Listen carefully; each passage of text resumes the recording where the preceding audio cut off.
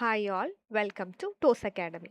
ഇന്ന് Toss Academy ഇവിടെ കുറച്ച് കോംപ്ലെക്സ് ക്വസ്റ്റ്യൻസ്, അതായത് difficulty level high to moderate എന്ന രീതിയിലും അതുപോലെ സെറ്റ് എക്സാമിന് വരാൻ ചാൻസ് ഉള്ള പാറ്റേൺ ഓഫ് ക്വസ്റ്റ്യൻസുമാണ് ഡിസ്കസ് ചെയ്യാൻ പോകുന്നത്. സോ നമുക്ക് ആദ്യത്തെ ക്വസ്റ്റ്യൻ ചെക്ക് ചെയ്യാം. യൂണിറ്റ് 6 ആയ അപ്ലൈഡ് ബോട്ടണിയിൽ നിന്നുള്ളൊരു ക്വസ്റ്റ്യൻ ആണ്. Select the true statements connected with gene expression regulation and silencing. RNA interference, RNAi, is thought to have evolved as a type of genetic immune system protecting the organism from the unwanted foreign genetic material such as double-stranded RNA, which is otherwise non-existent in cells. Argonaute protein are components of RNA inducing silencing complex. This RIS is involved in RNAi and therefore involved in gene silencing. DROSHA is an enzyme that cleaves primary transcript of miRNA. The primary transcript has 5' cap and poly A tail and is long, double-stranded, hairpin-shaped RNA. അപ്പോൾ നമുക്ക് 3 statement തന്നിട്ടുണ്ട്. ഇതിൽ ഏതൊക്കെ statement ആണ് correct എന്നുള്ളതാണ് നമ്മൾ കണ്ടുപിടിക്കേണ്ടത്. So നമ്മുടെ RNAi അല്ലെങ്കിൽ RNA ഇൻ്റർഫറൻസ് എന്ന് പറയുന്നത് നമ്മുടെ അത്യാവശ്യം എല്ലാ ഓർഗാനിസങ്ങളിലും എക്സിസ്റ്റ് ചെയ്യുന്ന ഒരു പ്രോസസ്സാണ്. അതായത് പ്ലാന്റ്സ്, ഫഞ്ചൈ, നിമാറ്റോഡ്സ്, അതുപോലെ പല വെർട്ടിബ്രേറ്റ്സിലും പ്രസൻ്റ് ആണ്. കോമൺ ആയിട്ട് നിമാറ്റോഡായ സീനോറാബിഡ്സ് എലഗൻസിലാണ് ഇത് സ്റ്റഡി ചെയ്തിരിക്കുന്നത്. ആൻഡ് പ്ലാന്റ്സിലുണ്ട്, ഫഞ്ചൈകളിലുണ്ട്, നിമാറ്റോഡ്സിലുണ്ട്, പല വെർട്ടിബ്രേറ്റ്സിലും പ്രസൻ്റ് ആണ്. ഇതെന്താ പ്രോസസ്സ് എന്ന് പറഞ്ഞു കഴിഞ്ഞാൽ, നമ്മുടെ പ്ലാന്റ്സ് അല്ലെങ്കിൽ ഫഞ്ചൈ അല്ലെങ്കിൽ നിമാറ്റോഡ്സിൻ്റെ സെൽസിലേക്ക് ഒരു ഫോറിൻ ന്യൂക്ലിക് ആസിഡ് അല്ലെങ്കിൽ ഒരു വൈറസ് ൻ്റെ RNA അല്ലെങ്കിൽ എന്തെങ്കിലും ട്രാൻസ്പോസോം മെറ്റീരിയൽ ഒക്കെ വന്നു കഴിഞ്ഞാൽ ഇവർ പ്രൊഡ്യൂസ് ചെയ്യുന്ന ഒരു ഡിഫെൻസ് മെക്കാനിസമാണ്. ആ ഫോം ചെയ്തിരിക്കുന്ന RNA അല്ലെങ്കിൽ ട്രാൻസ്പോസോം അല്ലെങ്കിൽ ഫോറിൻ ന്യൂക്ലിക് ആസിഡ് ഒക്കെ ഈ സെല്ലിൻ്റെ അകത്ത് കയറിക്കഴിഞ്ഞാൽ അതിനെ ഇല്ലാണ്ടാക്കുന്ന ഒരു പ്രോസസ്സാണ് RNA ഇൻ്റർഫറൻസ് എന്ന് പറയുന്നത്. It is a kind of defence മെക്കാനിസമാണ് നമ്മുടെ RNAi എന്ന് പറയുന്നത്. ഇത് നമ്മുടെ mRNA സിന്തസൈസ് ചെയ്യുന്നൊരു പ്രോസസ്സ് ഉണ്ടല്ലോ, അതിൻ്റെ ഫ്ലോയിൽ വരുന്ന ഒരു പ്രോസസ്സാണ് RNAi എന്ന് പറയുന്നത്. അപ്പം നമ്മൾ ഇവിടെ എന്താ ചെയ്യുന്നതെന്ന് വെച്ചാൽ ജീൻ സൈലൻസിങ് ആണ്. ഒരു വേണ്ടാത്ത ജീനിനെ സൈലൻസ് ചെയ്യാൻ വേണ്ടി, അല്ലെങ്കിൽ അതിൻ്റെ ഫങ്ഷൻ വേണ്ട എന്നുണ്ടെങ്കിൽ നമ്മൾ ഈ പറയുന്ന RNAi ആർട്ടിഫിഷ്യലിയും ചെയ്യാറുണ്ട്, നാച്ചുറലിയും പല ഓർഗാനിസങ്ങളിൽ എക്സിസ്റ്റ് ചെയ്യുന്നുമുണ്ട്. mRNA ഫോം ചെയ്യുന്ന സമയത്ത് ഈ mRNA ക്യാൻ ബി നമ്മുടെ ഫോറിൻ ന്യൂക്ലിക് ആസിഡ് ആകാം, അല്ലെങ്കിൽ RNA വൈറസിൻ്റെ RNA ആകാം, അല്ലെങ്കിൽ ഇനി ട്രാൻസ്പോസോംസ് ആകാം, ട്രാൻസ്പോസോംസ് മെറ്റീരിയൽ ആകാം, എന്താണോ അവിടെ ഫോം ചെയ്തിരിക്കുന്ന mRNA. ഈ പറയുന്ന വൈറസ് ഒക്കെ ആണെങ്കിൽ തന്നെ ഓർഗാനിസങ്ങളുടെ DNA കയറിയിട്ട് അവരുടെ mRNA ആണ് അവിടെ സിന്തസൈസ് ചെയ്യുന്നത്, അല്ലേ? DNA റെപ്ലിക്കേഷൻ കഴിഞ്ഞിട്ട് ട്രാൻസ്ക്രിപ്ഷൻ വഴി ദെയർ ഫോംസ് ആൻ mRNA. ആ mRNA എന്താ ചെയ്യുന്നതെന്ന് വെച്ചാൽ ആ mRNA ഫോം ചെയ്തിരിക്കുന്നത് ഒരു പ്രൈ mRNA എന്ന് പറയുന്ന ഒരു സ്റ്റേറ്റിലാണ് ഫോം ചെയ്തിരിക്കുന്നത്. ഈ പ്രൈ mRNA എന്ന് പറഞ്ഞു കഴിഞ്ഞാൽ ഒരു ഹെയർ പിൻ ലൂപ്പ് സ്ട്രക്ചറാണ്. ഹെയർ പിൻ സ്റ്റെം ലൂപ്പ് സ്ട്രക്ചറാണ് ഇവർക്കുള്ളത് ആൻഡ് ഡബിൾ സ്ട്രാൻഡഡ് ആണ്. അതുപോലെ തന്നെ ഇവർക്ക് മറ്റ് പ്രത്യേകത എന്ന് പറഞ്ഞു കഴിഞ്ഞാൽ 5' ക്യാപ്പും ഉണ്ടാവും, പോളി എ ടെയിലും ഉണ്ടാവും ആസ് എ നോർമൽ mRNA. പക്ഷെ ഇവരുടെ ഷേപ്പ് എന്ന് പറയുന്നത് ഒരു ഹെയർ പിൻ ലൈക്ക് ഷേപ്പ് ആയിരിക്കും, സ്റ്റെം ആൻഡ് ലൂപ്പുള്ള സ്ട്രക്ചർ ആയിരിക്കും ഉണ്ടാവുന്നത്, ഡബിൾ സ്ട്രാൻഡഡ് ആയിരിക്കും. അതിനെയാണ് പ്രൈ mRNA എന്ന് പറയുന്നത്. ഈ പ്രൈ mRNAൻ്റെ hair and loop structure, hairpin or stem and loop സ്ട്രക്ചറിനെ ക്ലീവ് ചെയ്തിട്ട് ഡബിൾ സ്ട്രാൻഡഡ് DNA ആയ പ്രീ mRNA ആക്കാൻ വേണ്ടി വരുന്ന ഒരു പ്രോട്ടീനാണ് ഡ്രോഷ പ്രോട്ടീൻ എന്ന് പറയുന്നത്. ഡ്രോഷ പ്രോട്ടീൻ എന്താ ചെയ്യുന്നതെന്ന് വെച്ചാൽ നമ്മുടെ ഡബിൾ സ്ട്രാൻഡഡ് ആയിട്ടുള്ള hairpin stem and loop സ്ട്രക്ചറിനെ ക്ലീവ് ചെയ്തിട്ട് ഡബിൾ സ്ട്രാൻഡഡ് ആയിട്ട് കൺവേർട്ട് ചെയ്യുന്നു. അതാണ് നമ്മുടെ ഡ്രോഷ ചെയ്യുന്നത്. ഡ്രോഷ എന്ന് പറയുന്നത് ഒരു ന്യൂക്ലിയർ RNase എൻസൈമാണ്. RNase എൻസൈമാണ്. അതെന്താ ചെയ്യുന്നത്? RNAനെ ക്ലീവ് ചെയ്യുന്ന എൻസൈമാണ് RNase. അപ്പോൾ ഡ്രോഷ എന്ത് ചെയ്യുന്നു? പ്രൈ mRNAനെ പ്രീ mRNA ആക്കി മാറ്റുന്നു. ഇനി ഈ പ്രീ mRNAനെ സൈറ്റോപ്ലാസത്തിലേക്ക് കൊണ്ടുപോകാൻ there is a protein known as exportin 5. Exportin 5 എന്താ ചെയ്യുന്നത്? ന്യൂക്ലിയസിൽ നിന്നുമുള്ള പ്രീ mRNA സൈറ്റോപ്ലാസത്തിലേക്ക് കൊണ്ടുപോകുന്നു. സൈറ്റോപ്ലാസത്തിൽ വെച്ചിട്ട് അവിടെയാണ് നമ്മുടെ RIS കോംപ്ലക്സ് ഫോം ചെയ്യുന്നത്. RIS കോംപ്ലക്സിൽ എന്തൊക്കെയാ ഉള്ളത്? നമ്മുടെ അർഗനോഡ് പ്രോട്ടീൻ ഉണ്ട്, അതുപോലെ siRNAയും ഉണ്ട്. siRNA ആൻഡ് അർഗനോഡ് പ്രോട്ടീനും പ്രസന്റ് ആണ്. ഈ siRNA ആൻഡ് അർഗനോഡ് പ്രോട്ടീൻ വന്നിട്ട് നമ്മുടെ miRNAയിലേക്ക് ബൈൻഡ് ചെയ്ത് അതിനെ ക്ലീവ് ചെയ്ത് അതിൻ്റെ ഫംഗ്ഷൻ ഇല്ലാണ്ടാക്കുന്ന ഒരു പ്രോസസ്സിനെയാണ് RNAi എന്ന് പറയുന്നത്. അപ്പോൾ നമ്മൾ ഓപ്ഷൻസ് ചെക്ക് ചെയ്താൽ RNA interference or RNAi, though to have evolved as a type of genetic immune system protecting organism from unwanted foreign genetic material such as double-stranded RNA which is otherwise non-existing in the cell. അപ്പോൾ ആ ഒരു statement നമ്മൾ consider ചെയ്താൽ RNA interference എന്ന് പറയുന്നത് എന്താണ്? ഒരു immune respond അല്ലെങ്കിൽ ഒരു ഡിഫൻസ് സിസ്റ്റമാണ് ഓർഗാനിസങ്ങളിലുള്ളത്. അൺവാണ്ടഡ് ജനറ്റിക് മെറ്റീരിയലിന് എഗെയിൻസ്റ്റ് ആയിട്ട് വരുന്ന ഒരു ഡിഫൻസ് മെക്കാനിസം. അപ്പോൾ ആ ഒരു സ്റ്റേറ്റ്മെൻറ്റ് ട്രൂ ആണ്. Argonaute protein are components of RNA induce silencing complex. RISC is involve in RNAi and therefore involve in gene silencing. നമ്മളിപ്പോൾ കണ്ടു അല്ലേ, നമ്മുടെ അർഗനോഡ് പ്രോട്ടീൻ ഉണ്ട്, അതെന്തിൻ്റെ പാർട്ടാണ്? RISC RNA ഇൻഡ്യൂസ്ഡ് സൈലൻസിങ് കോംപ്ലക്സിൻ്റെ പാർട്ടാണ്. siRNA ഒക്കെ ഉണ്ട്, അതെന്താ ചെയ്യുന്നത്? നമ്മുടെ miRNAനെ സൈലൻസ് ആക്കുന്ന ഒരു പ്രോട്ടീനാണ് അർഗനോഡ് പ്രോട്ടീൻ. അപ്പോൾ അതെന്തിലാ വരുന്നത്? ജീൻ സൈലൻസിങ്ങിൽ ഇൻവോൾവ് ആണ്. ആ ഒരു സ്റ്റേറ്റ്മെൻറ്റും കറക്റ്റ് ആണ്. ഇനി അടുത്ത statement, Drosha is an enzyme that cleave the primary transcript of miRNA. The primary transcript has 5' cap poly A tail and is long double-stranded hairpin shaped structure. അപ്പോൾ നമ്മൾ സ്ട്രക്ചർ കണ്ടല്ലോ നമ്മുടെ എന്തിൻ്റെയാണ്? പ്രീ mRNAയുടെ അതായത് പ്രൈമറി ട്രാൻസ്ക്രിപ്റ്റ് mRNA ആണ് പ്രൈ mRNA എന്ന് പറയുന്നത്. അപ്പോൾ അതിൻ്റെ സ്ട്രക്ചറിൽ നമുക്ക് എന്താ ഉള്ളത്? 5' ക്യാപ്പും ഉണ്ട്, പോളിയ ടെയിലും ഉണ്ട്, ഹെയർ പിൻ ഷേപ്പാണ്, ഡബിൾ സ്ട്രാൻഡഡും ആണെന്ന് നമ്മളിപ്പോൾ കണ്ടേ ഉള്ളൂ. അപ്പോൾ പ്രൈ mRNA എന്ന് പറയുന്നത് എന്തുണ്ട്? It has 5' cap, poly A tail, long double stranded hairpin ഷേപ്പാണ്. അതിനെ ക്ലീവ് ചെയ്ത് പ്രീ mRNA ആക്കുന്നത് ആരാണ്? ഡ്രോഷ എന്ന് പറയുന്ന പ്രോട്ടീനാണ്. സോ ആ ഒരു ഈ ഒരു സ്റ്റേറ്റ്മെൻറ്റും കറക്റ്റ് ആണ്. Drosha is an enzyme that cleave primary transcript of miRNA. അതാണ് പ്രീ mRNAനെ ക്ലീവ് ചെയ്യുന്നത്. Primary transcript has 5' cap, poly A tail, is long double standard hairpin shaped structure. അപ്പോൾ നമുക്കിവിടെ 1, 2 ആൻഡ് 3 എന്ന് പറയുന്ന സ്റ്റേറ്റ്മെൻറ്റ് കറക്റ്റ് ആണ്. Option D is the correct answer. Okay, നമ്മുടെ രണ്ടാമത്തെ ക്വസ്റ്റ്യൻ ചെക്ക് ചെയ്യാം. രണ്ടാമത്തെ ക്വസ്റ്റ്യൻ യൂണിറ്റ് 5 ആയ എക്കോളജി ടോപ്പിക്കിൽ നിന്നാണ്. അപ്പോൾ question is that A researcher measures GPP and respiration of 3 forest. 3 ഫോറസ്റ്റുകളുടെ GPP തന്നിട്ടുണ്ട്. X, Y, Z എന്ന് പറയുന്ന ഫോറസ്റ്റുകളാണ്. അതിൽ 18, 30 ആൻഡ് 15 ആണ് GPP. റെസ്പിറേഷൻ എന്ന് പറയുന്നത് 6, 18 ആൻഡ് 4. ഇതിനകത്ത് all units are measured in kilogram of carbon per square metre per year എന്ന രീതിയിലാണ്. ആൻഡ് ഇതിൽ നമുക്ക് ഓപ്ഷൻസിൽ 4 സ്റ്റേറ്റ്മെൻറ്റ് തന്നിട്ടുണ്ട്. അതിൽ ഏതാണ് കറക്റ്റ് എന്ന് നമ്മൾ നോക്കണം. എ സ്റ്റേറ്റ്മെൻറ്റ് എന്ന് പറയുന്നത് forest Y has highest NPP, forest X and Y have equal NPP, forest X has highest NPP, forest Z has highest GPP. അപ്പോൾ നമ്മുടെ ഓപ്ഷൻ ഡി ഒന്ന് നോക്കാം. Forest Z has highest GPP ഏറ്റവും കൂടുതൽ Y ഫോറസ്റ്റിനാണ്, ഇസഡിനല്ല. അപ്പോൾ ആ ഒരു സ്റ്റേറ്റ്മെൻറ്റ് റോങ് ആണ്. നമുക്ക് ഡയറക്റ്റ്ലി കണ്ടുപിടിക്കാൻ പറ്റും. അപ്പോൾ നമുക്ക് ബാക്കി സ്റ്റേറ്റ്മെൻറ്റുകൾ നോക്കാം. അപ്പോൾ GPP ബേസിക്കലി എന്ന് പറയുന്നത് ഗ്രോസ് പ്രൈമറി പ്രൊഡക്ടിവിറ്റിയാണ്. അതായത് പ്ലാന്റ്സ് അവരുടെ ഫോട്ടോസിന്തസിസ് വഴി ഫിക്സ് ചെയ്ത കാർബണിൻ്റെ എമൗണ്ട് ആണ് GPP എന്ന് പറയുന്നത്. Next is respiration. റെസ്പിറേഷൻ എന്ന് പറയാൻ നേരത്ത് ഇപ്പോൾ ഈ പ്ലാന്റ്സ് എന്താ ചെയ്യുന്നതെന്ന് വെച്ചാൽ ഈ ഫിക്സ് ചെയ്യപ്പെട്ട ഓർഗാനിക് മാറ്റർ, മെയിൻലി കാർബൺ ഫോമിലുള്ള ഓർഗാനിക് മാറ്റർ അവർ യൂട്ടിലൈസ് ചെയ്യുന്നുണ്ട്. എന്തിനാണ്? എനർജി പ്രൊഡക്ഷന് വേണ്ടിയിട്ട്. അപ്പം അതിന് വേണ്ടിയിട്ട് യൂട്ടിലൈസ് ചെയ്ത, ബ്രേക്ക് ഡൗൺ ചെയ്ത സർട്ടൻ എനർജി പ്രൊഡക്ഷന് വേണ്ടിയിട്ട് യൂട്ടിലൈസ് ചെയ്ത സർട്ടൻ എന്താ പറയുക ഓർഗാനിക് മാറ്റർ ഉണ്ട്.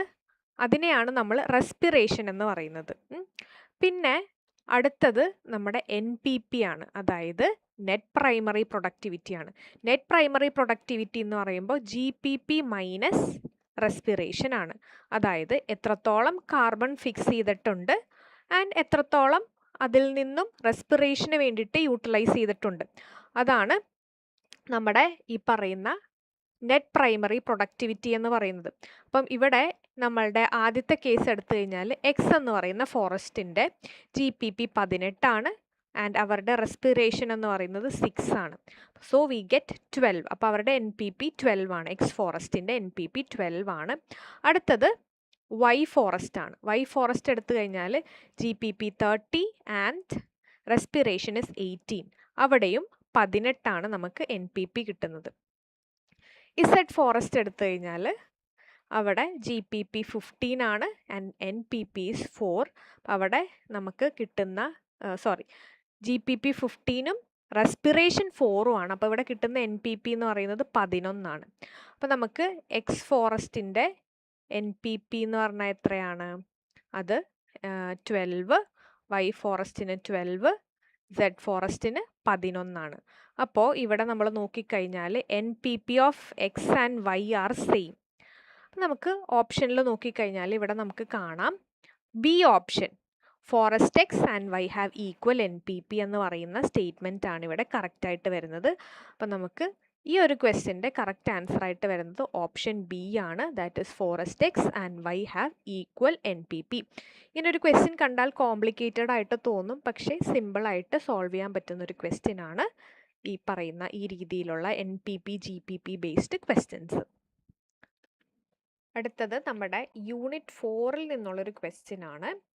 ആൻഡ് ഇവിടെ ജെനറ്റിക്സിൽ നിന്നുള്ള ഒരു ക്വസ്റ്റ്യൻ ആണ് ഇൻക്ലൂഡ് ചെയ്തിട്ടുള്ളത്. 2 pink snapdragon plants are crossed among 480 offsprings. Approximately how many are expected to be red? നമുക്ക് ഇതൊരു ഇൻകംപ്ലീറ്റ് ഡോമിനൻസിൻ്റെ ക്വസ്റ്റ്യൻ ആണെന്ന് നമുക്ക് മനസ്സിലായി അല്ലേ? അപ്പോൾ ഇൻകംപ്ലീറ്റ് ഡോമിനൻസിൻ്റെ പ്രത്യേകത എന്താണെന്ന് വെച്ചാൽ അവർ ഹെട്രോസൈഗോട്ട് കണ്ടീഷൻ ആണെങ്കിൽ ഇൻ്റർമീഡിയറ്റ് ആയിട്ടുള്ള ഒരു ഫീനോടൈപ്പിനെ ആയിരിക്കും പ്രൊഡ്യൂസ് ചെയ്യുന്നത്. അപ്പോൾ നോർമലി ഒരു ഡോമിനൻറ്റ് കണ്ടീഷൻ ആണെങ്കിൽ അവർ റെഡ് കളറുള്ള ഫ്ലവറും അതുപോലെ തന്നെ ഇൻ്റർമീഡിയറ്റ് ആണെങ്കിൽ, അതായത് ഹെട്രോസൈഗോട്ട് ആണെങ്കിൽ ഇൻ്റർമീഡിയറ്റ് ആയിട്ടുള്ള പിങ്ക് കളറിലെ ഫ്ലവറും റെസസീവ് ആണെങ്കിൽ വൈറ്റ് കളറിലെ ഫ്ലവറും ആണ് പ്രൊഡ്യൂസ് ചെയ്യുന്നത്. അതാണ് നമ്മുടെ ഇൻകംപ്ലീറ്റ് ഡോമിനൻസ് എന്ന് പറയുന്ന കണ്ടീഷൻ. ഇവിടെ ഇൻകംപ്ലീറ്റ് ഡോമിനൻസ് എന്ന് പറയുന്ന കണ്ടീഷൻ വരാൻ കാരണം എന്താണെന്ന് വെച്ചാൽ ഏതെങ്കിലും ഒരു ഫങ്ഷണൽ അലീൽ ഇൻസഫിഷ്യൻ്റ് ആയിട്ടുള്ള ജീൻ പ്രോഡക്റ്റേ പ്രൊഡ്യൂസ് ചെയ്യുന്നുണ്ടാവുള്ളൂ. അതായത് നമ്മുടെ ഹോമോസൈഗോട്ട് ഡോമിനൻറ്റിനെ കമ്പയർ ചെയ്ത് നോക്കുമ്പോൾ ഇവിടെ ക്യാപിറ്റൽ ആർ ഉണ്ടെങ്കിൽ അവിടെ നല്ല പിഗ്മെൻറ്റഡ് ആയിട്ടുള്ള റെഡ് കളർ പ്രൊഡ്യൂസ് ചെയ്യുന്നുണ്ടെങ്കിൽ ഹെട്രോസൈഗോട്ട് കണ്ടീഷൻ ആകുമ്പോൾ ഇവിടെ ഒരെണ്ണം റെസസീവ് ആണ്, ഒരെണ്ണം ഡോമിനൻ്റ് ആണ്. അപ്പോൾ ആ ഡോമിനൻ്റ് അലീൽ ഒരു പിങ്ക് കളർ പ്രൊഡ്യൂസ് ചെയ്യുന്നുണ്ട്. അപ്പോൾ ഇത് റെഡ് അല്ലാത്ത കാരണം എന്താണെന്ന് വെച്ചാൽ അവരുടെ ജീൻ പ്രൊഡക്റ്റ് എന്ന് പറയുന്നത്, അതായത് പിഗ്മെൻറ്റിൻ്റെ പ്രൊഡക്ഷൻ എന്ന് പറയുന്നത് അത്രത്തോളം സഫിഷ്യൻ്റ് അല്ല. ആ റെഡ് കളർ പ്രൊഡ്യൂസ് ചെയ്യാൻ വേണ്ടിയിട്ട് അത്രത്തോളം പിഗ്മെൻറ്റ് അവിടെ പ്രൊഡ്യൂസ് ചെയ്ത് വരുന്നില്ല. അതുകൊണ്ടിട്ടാണ് ഒരു പിങ്ക് കളർ അവിടെ വരുന്നത്. ആൻഡ് ലാസ്റ്റ് കണ്ടീഷൻ എന്ന് പറയുന്നത് റെസസീവ് ആയിട്ടുള്ള കണ്ടീഷനാണ്. അവിടെ ഈ പറയുന്ന ഡോമിനൻ്റ് അലീൽ ഇല്ല, പിഗ്മെൻറ്റ് പ്രൊഡ്യൂസ് ചെയ്യുന്നില്ല, അതുകൊണ്ട് വൈറ്റ് കളറിലെ ഫ്ലവർ ആയിരിക്കും ഉണ്ടാവുന്നത്. ഇവിടെ എന്താ ക്വസ്റ്റ്യനിൽ പറഞ്ഞിട്ടുള്ളതെന്ന് വെച്ചാൽ 2 പിങ്ക് സ്നാപ്ഡ്രാഗൺ പ്ലാന്റ്, 2 പിങ്ക് എന്ന് പറയാൻ നേരത്ത് R small R cross R small R, 2 pink snapdragon ഫ്ലവറിനെ ക്രോസ് ചെയ്തു. അവിടെ ക്രോസ് ചെയ്തപ്പോൾ 480 ഓഫ് സ്പ്രിങ്സ് ആണ് ഉണ്ടായത്. ഇതിൽ നിന്നും എത്ര പേരാണ് R അല്ലെങ്കിൽ റെഡ് കളറിൽ പ്രൊഡ്യൂസ് ചെയ്തിട്ടുള്ളത് എന്നാണ് ക്വസ്റ്റ്യനിൽ തന്നിട്ടുള്ളത്. അപ്പോൾ നമുക്ക് ഇവിടെ ഇങ്ങനെ ഒരു ക്രോസ് നോക്കാം. That is this may be the male parent, this may be the female parent. അപ്പോൾ ഇവിടെ വരാൻ നേരത്ത് നമുക്ക് R എന്ന് പറയുന്ന ഓഫ് സ്പ്രിങ്സ് ഉണ്ടാകാം, R സ്മോൾ ആർ എന്ന് പറയുന്ന ഓഫ് സ്പ്രിങ്സ് ഉണ്ടാകാം, എഗെയിൻ R സ്മോൾ ആർ എന്ന് പറഞ്ഞ ഓഫ് സ്പ്രിങ്സ് ഉണ്ടാകാം, പിന്നെ സ്മോൾ ആർ. അപ്പോൾ ഇവരുടെ റേഷ്യോ എന്ന് പറയുന്നത് 1:2:1 എന്ന റേഷ്യോ ആണ്. അതിൽ 1 എന്ന് പറയുന്നത് റെഡ് കളറായിരിക്കും, 2 എന്ന് പറയുന്ന പ്രൊപ്പോർഷനിൽ നമുക്ക് പിങ്ക് ഫ്ലവേഴ്സ് കിട്ടും, ആൻഡ് എഗെയിൻ ലാസ്റ്റ് 1 പ്രൊപ്പോർഷൻ എന്ന് പറയാൻ നേരത്ത് നമുക്ക് വൈറ്റ് ഫ്ലവേഴ്സ് ആണ് കിട്ടുന്നത്. അപ്പോൾ ഇവിടെ 1:2:1 ആണ് റേഷ്യോ വരുന്നത്. ഇപ്പോൾ ക്വസ്റ്റ്യനിൽ നമുക്ക് തന്നിട്ടുള്ളത് റെഡ് ഫ്ലവേഴ്സിൻ്റെ പ്രൊപ്പോർഷൻ ആണ്. റെഡ് ഫ്ലവർ എത്രത്തോളം ഉണ്ട്, how many red flowers will be produced എന്നാണ്. ഇവിടെ നോക്കിക്കഴിഞ്ഞാൽ 4 പോസിബിലിറ്റി ആണുള്ളത് അല്ലേ. 1 possibility to be red, 2 possibilities to be pink and 1 possibility to be white. അപ്പം നമുക്ക് 4 പോസിബിലിറ്റി ആണുള്ളത്. അപ്പം നമുക്ക് ഇവിടെ 1 out of 4 of 480 ആയിരിക്കും എന്ത്, റെഡ് ഫ്ലവേഴ്സ് അല്ലേ. ഇവിടെ നോക്കിയാൽ നമുക്ക് കാണാം റെഡ് എന്ന് പറയുന്നത് 4ൻ്റെ ഒരു ഭാഗമാണ് റെഡ് ആയിട്ട് വരുന്നത്. അപ്പോൾ so we have to calculate this 1/4 into 480, that is 120 എന്ന് പറയുന്ന നമ്പർ ആയിരിക്കും വരുന്നത്. അപ്പോൾ 120 plants will be having the red flowers. Red Snapdragon flower produce ചെയ്യുന്നത് 120 നമ്പേഴ്സിലായിരിക്കും. അപ്പോൾ ഇവിടെ ഓപ്ഷൻ ബിയിലാണ് നമുക്ക് 120 ഉള്ളത്. So the correct answer will be option B. അടുത്തത് യൂണിറ്റ് 3 ബേസ് ചെയ്തിട്ടുള്ള ഒരു ക്വസ്റ്റ്യൻ ആണ്. നമ്മളിവിടെ ബയോകെമിസ്ട്രി പോർഷനിലെ എൻസൈം ടോപ്പിക്കിൽ നിന്നുള്ളൊരു ക്വസ്റ്റ്യൻ ആണ് ഇൻക്ലൂഡ് ചെയ്തിട്ടുള്ളത്. And enzyme has Vmax of 120 micromole per minute and KM എന്ന് പറയുന്നത് 15 മൈക്രോമോളാർ ആണ്. And if the substrate concentration is also 15 micromolar, what is the reaction velocity? ഇവിടെ നമുക്ക് 4 ഓപ്ഷൻസും തന്നിട്ടുണ്ട്. ഇത് basically Michaelis Menten equation base ചെയ്തിട്ടാണ്. വെലോസിറ്റി എന്ന് പറയാൻ നേരത്ത് V എന്ന് പറയുന്നതാണ്. ആൻഡ് വെലോസിറ്റി എന്ന് പറയുമ്പോൾ നമ്മുടെ സബ്സ്ട്രേറ്റ് കോൺസെൻട്രേഷൻ ചെക്ക് ചെയ്യുക, അതുപോലെ തന്നെ KM ചെക്ക് ചെയ്യുക. അപ്പോൾ സബ്സ്ട്രേറ്റ് കോൺസെൻട്രേഷൻ എത്രയാണ് ഇവിടെ തന്നിരിക്കുന്നത്? 15 മൈക്രോമോളാർ. അതുപോലെ തന്നെ മൈക്ലീസ് മെന്റൻ കോൺസ്റ്റന്റ് ആയ KM എത്രയാണ് തന്നിരിക്കുന്നത്? 15 മൈക്രോമോളാർ. അപ്പോൾ substrate concentration, when substrate concentration is equal to KM എന്നാണെങ്കിൽ the velocity of the reaction will be half Vmax. Velocity എന്ന് പറയുന്നത് ഹാഫ് Vmax ആയിരിക്കും. അപ്പോൾ നമുക്ക് ഇവിടെ Vmax എത്രയാണ് തന്നിരിക്കുന്നത്? Vmax തന്നിട്ടില്ലേ? That is 120 micromole per minute ആണ് പറഞ്ഞിട്ടുള്ളത്. അങ്ങനെയാണെങ്കിൽ നമ്മുടെ വെലോസിറ്റി V എന്ന് പറയുന്നത് എന്താണ്? ഹാഫ് Vmax ആണ്. That is equal to 120 divided by 2.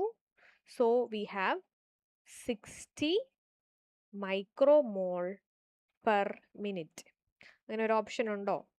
ഉണ്ട്. ഓപ്ഷൻ ബി ആണ് നമ്മുടെ 60 മൈക്രോമോൾ പെർ മിനിറ്റ് ആണ്. അതാണ് നമ്മുടെ വെലോസിറ്റി എന്ന് പറയുന്നത്.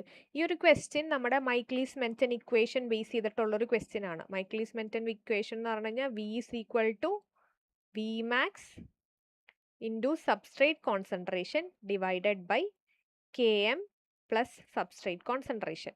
ഇതാണ് മൈക്ലീസ് മെന്റൻ ഇക്വേഷൻ. അപ്പോൾ ഇതിനകത്ത് വരാൻ നേരത്ത് when substrate concentration is equal to KM എന്നുള്ളത്, മൈക്ലീസ് മെന്റൻ കോൺസ്റ്റന്റും സബ്സ്ട്രേറ്റ് കോൺസെൻട്രേഷനും ഈക്വൽ ആണെങ്കിൽ velocity will be half Vmax. Vmaxൻ്റെ ഹാഫ് ആയിരിക്കും. അത് ബേസ് ചെയ്തിട്ടാണ് നമ്മൾ ഈ ഒരു ക്വസ്റ്റ്യൻ ചെയ്തിരിക്കുന്നത്. ഇനി അതുപോലെ തന്നെ നമുക്ക് ചിലപ്പോൾ ക്വസ്റ്റ്യനിൽ Vmaxൻ്റെ എമൗണ്ട് തന്നിട്ടുണ്ട്. Vmax for example 80 micromole per minute ആണെന്ന് വിചാരിക്കുക. അതുപോലെ തന്നെ KM തന്നിട്ടുണ്ട് 20 മൈക്രോമോൾ ആൻഡ് സബ്സ്ട്രേറ്റ് കോൺസെൻട്രേഷൻ നമുക്ക് 60 മൈക്രോമോൾ തന്നിട്ടുണ്ട്. ഇനി വെലോസിറ്റി കണ്ടുപിടിക്കാനായിട്ട് ക്വസ്റ്റ്യൻ തരുവാണെങ്കിൽ നമുക്ക് ഈ ഫോർമുല വെച്ച് ചെയ്യാം. മൈക്ലീസ് മെന്റൻ ഇക്വേഷൻ വെച്ചിട്ട് ചെയ്യാം. അപ്പോൾ നമുക്കിവിടെ തന്നിരിക്കുന്ന Vmax എന്ന് പറയുന്നത് 80 ആണ്. അതുപോലെ substrate concentration 60 divided by KM എന്ന് പറയുന്നത് 20 ആണ് plus 60. So that's equal to almost 4800 divided by 80 ആണ്. 60 ആയിരിക്കും വെലോസിറ്റി എന്ന് പറയുന്നത്. 60 മൈക്രോമോൾ പെർ മിനിറ്റ് എന്ന് പറയുന്നതായിരിക്കും ഈ പറയുന്ന. നമുക്ക് ഈ Vmax, KM അതുപോലെ സബ്സ്ട്രേറ്റ് കോൺസെൻട്രേഷൻ തന്നു കഴിഞ്ഞാൽ നമുക്ക് മൈക്ലീസ് മെന്റൻ ഫോർമുലയിൽ ഇട്ടിട്ട് ചെയ്യാൻ പറ്റുന്നത്. അപ്പോൾ മൈക്ലീസ് മെന്റൻ ഫോർമുല പഠിച്ചു വെക്കുക. എന്നിട്ട് നമുക്ക് തന്നിരിക്കുന്ന വി മാക്സ് കെ എം അല്ലെങ്കിൽ സബ്സ്ട്രേറ്റ് കോൺസെൻട്രേഷൻ വെച്ചിട്ട് വെലോസിറ്റി കണ്ടുപിടിക്കാം. അല്ലെങ്കിൽ വെലോസിറ്റി തന്നിട്ട് വി മാക്സോ കെ എമ്മോ എസ്സോ ഏതെങ്കിലുമൊക്കെ ചോദിച്ച് സബ്സ്റ്റിറ്റ്യൂട്ട് ചെയ്താൽ മതി. അപ്പോൾ ഈ ഫോർമുല പഠിച്ചു വയ്ക്കുക. ആൻഡ് ഹിയർ നമ്മുടെ ക്വസ്റ്റ്യനിൽ വി മാക്സ് തന്നിട്ടുണ്ട്, കെ എമ്മും തന്നിട്ടുണ്ട്, സബ്സ്ട്രേറ്റ് കോൺസെൻട്രേഷനും തന്നിട്ടുണ്ട്. അതിൽ നമ്മൾക്ക് കണ്ടുപിടിക്കേണ്ടത് റിയാക്ഷൻ്റെ വെലോസിറ്റി ആണ്. അത് നമ്മൾ കണ്ടുപിടിച്ചു. That is 60 micromole per minute. Option B ആണ് കറക്റ്റ് ആൻസർ ആയിട്ട് വന്നിരിക്കുന്നത്. സോ അടുത്ത ക്വസ്റ്റ്യൻ നമ്മൾ റീപ്രൊഡക്റ്റീവ് ബോട്ടണിയിൽ നിന്നാണ് നോക്കുന്നത്. അതായത് നമ്മുടെ യൂണിറ്റ് 2 വരുന്ന റീപ്രൊഡക്റ്റീവ് ബോട്ടണി. ഇവിടെ ക്വസ്റ്റ്യൻ നോക്കിക്കഴിഞ്ഞാൽ A species have 2n is equal to 18. അതായത് ഡിപ്ലോയിഡ് കണ്ടീഷനായ 2n എന്ന് പറയുന്നത് 18 ആണ്. After triple fusion the primary endosperm nucleus contain. Primary endosperm ന്യൂക്ലിയസിന് ട്രിപ്പിൾ ഫ്യൂഷന് ശേഷം പ്രൈമറി എൻഡോസ്പേം ന്യൂക്ലിയസിന് എത്ര ക്രോമസോംസ് ഉണ്ടാകുമെന്നാണ് ചോദിച്ചിട്ടുള്ളത്. 9 chromosome, 18 chromosome, 27 chromosome and 36 chromosome. അപ്പോൾ ട്രിപ്പിൾ ഫ്യൂഷൻ എന്ന് പറഞ്ഞു കഴിഞ്ഞാൽ നമ്മുടെ ആൻജിയോസ്പേം അല്ലെങ്കിൽ ഫ്ലവറിംഗ് പ്ലാന്റ്സ് എടുത്താൽ അവരുടെ ഒരു വൈറ്റൽ പ്രോസസ്സാണ് ട്രിപ്പിൾ ഫ്യൂഷൻ എന്ന് പറയുന്നത്. അപ്പോൾ ഇവിടെ എന്താ സംഭവിക്കുന്നതെന്ന് വെച്ചാൽ ഒരു മെയിൽ ന്യൂക്ലിയയും അതുപോലെ തന്നെ നമ്മുടെ പോളാർ ന്യൂക്ലിയൈ, 2 പോളാർ ന്യൂക്ലിയയും തമ്മിലുള്ള ഫ്യൂഷനാണ്.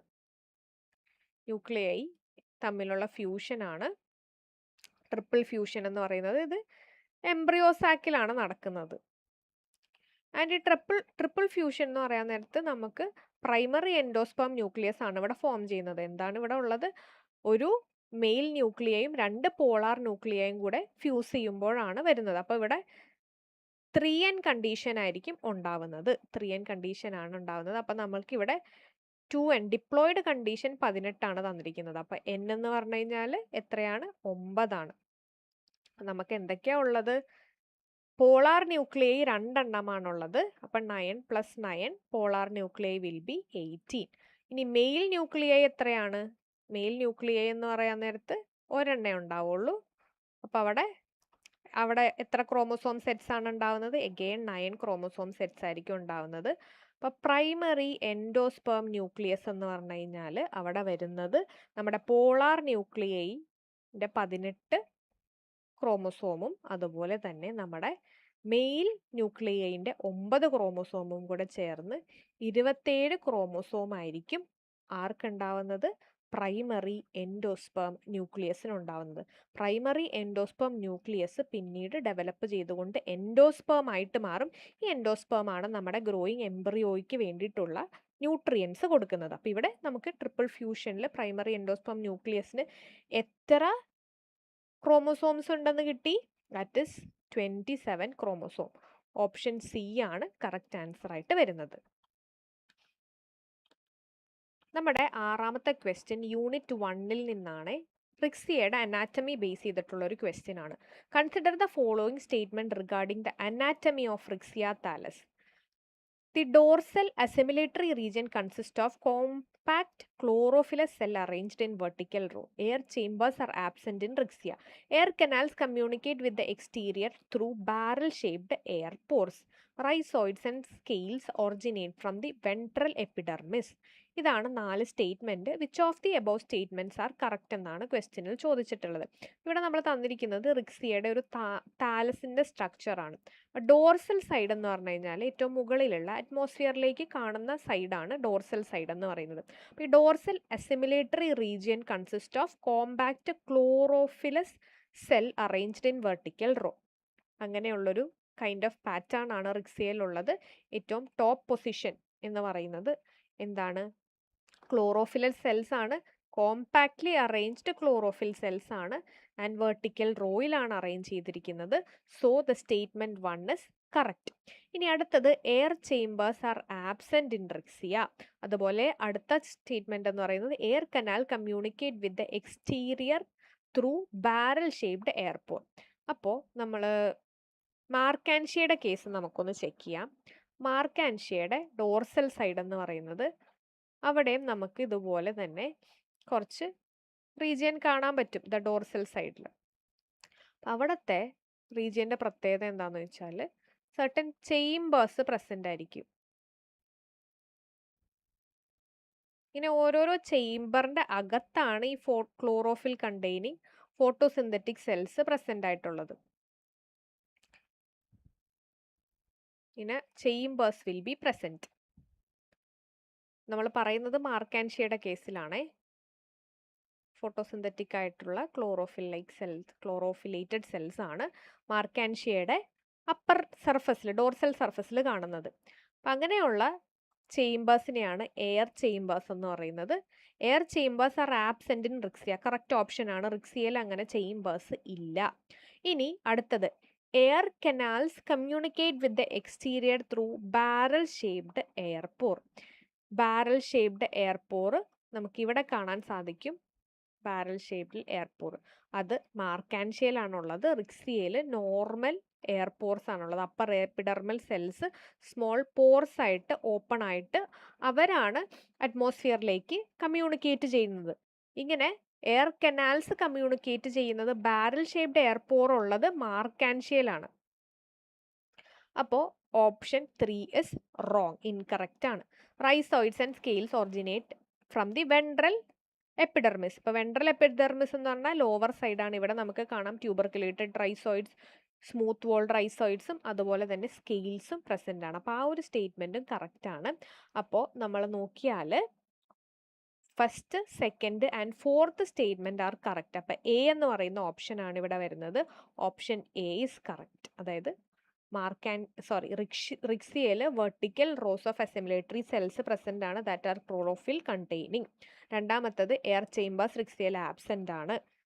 ആൻഡ് നാലാമത്തത് റൈസോയിഡ്സും സ്കെയിൽസും വെൻട്രൽ എപ്പിഡെർമിസിലാണ് പ്രസൻ്റ് ആയിട്ടുള്ളത്. And 1, 2 and 4 is correct. Option A is the correct option. So നമ്മുടെ 6 യൂണിറ്റിൽ നിന്നും കുറച്ച് കോംപ്ലക്സ് ആയിട്ടുള്ളതും അതുപോലെ തന്നെ ഈസി ആയിട്ട് സോൾവ് ചെയ്യാൻ പറ്റുന്നതുമായിട്ടുള്ള ക്വസ്റ്റ്യൻസ് ആണ് നമ്മൾ ഡിസ്കസ് ചെയ്തത്. നമ്മളിപ്പോൾ കണ്ട ക്വസ്റ്റ്യൻസ് കാണുമ്പോൾ കോംപ്ലക്സ് ആയിട്ട് തോന്നുമെങ്കിലും ജസ്റ്റ് വായിച്ച് മനസ്സിലാക്കി കഴിഞ്ഞാൽ, കോൺസെപ്റ്റ് അറിയാമെങ്കിൽ നല്ല ഈസി ആയിട്ട് സോൾവ് ചെയ്യാനും ആൻസർ ചെയ്യാനും പറ്റുന്ന ക്വസ്റ്റ്യൻസ് ആണല്ലേ. ഇതുപോലത്തെ ക്വസ്റ്റ്യൻ തന്നെയാണ് നമ്മുടെ എക്സാംസിൽ സ്ഥിരമായിട്ട് വരുന്നത്. അപ്പം എല്ലാവരും കോൺസെപ്റ്റ് പഠിക്കുക, അതുപോലെ തന്നെ ക്വസ്റ്റ്യൻ വായിച്ച് മനസ്സിലാക്കുക, ദെൻ ഫൈൻഡ് ദ ആൻസർ. അപ്പോൾ ഇതുപോലത്തെ പാറ്റേണിലുള്ള ക്വസ്റ്റ്യൻസ് ഒക്കെ ഫോളോ ചെയ്യുക. And that's all for now. Thank you from toss academy.